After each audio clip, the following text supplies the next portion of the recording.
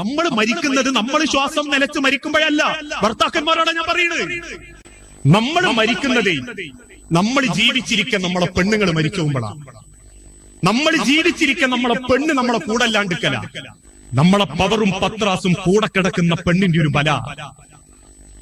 അവള് നമ്മളെ കൂടണ്ട് എന്നുള്ളതാ.